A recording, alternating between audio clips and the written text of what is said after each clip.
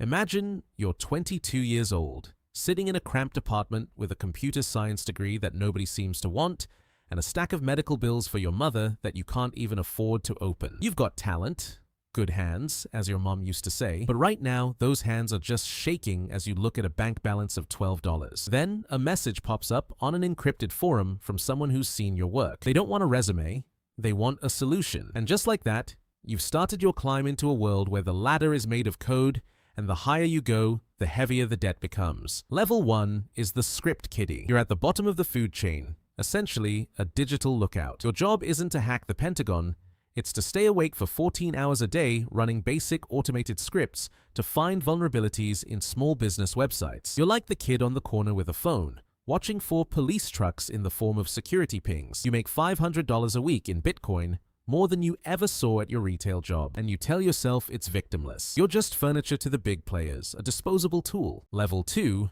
you're a Phisher. Now you're specialized. You aren't just running scripts, you're crafting the bait.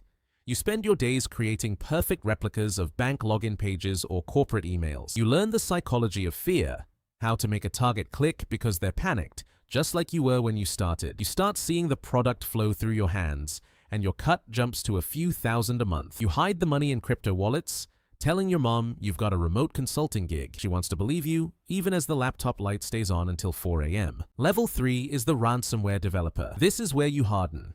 You aren't just stealing logins anymore, you're building the cleavers. You write the code that encrypts a hospital's entire database, locking away patient records until they pay. You hear about a surgery that got delayed because of your work, and for a second you feel a chill. Then you see the $50,000 success fee hit your wallet, and you feel nothing at all. That's how you know you're good at this. Level 4, you've become the money mule coordinator. You've moved off the keyboard and into logistics. You manage a fleet of mules, real people in the real world who withdraw the stolen cash from ATMs or receive fraudulent packages. You're the system connecting the digital crime to the physical world. You spend your days on encrypted chats, managing 30 people who don't know your name. You're learning to balance fear and mercy, realizing that if a mule skims money, you have to be the one to correct them, digitally or otherwise. Level 5 is the infrastructure admin. You're now a white paper fan, an administrator for the Syndicate's private servers. You manage bulletproof hosting in countries without extradition laws. You're the one who builds the shell companies and the complex crypto tumblers that make the money look legitimate. Your office might be a high-end villa in Dubai, but you're living in a golden cage. You've built a structure so complex that investigators would need warrants in 6 countries just to see your login history.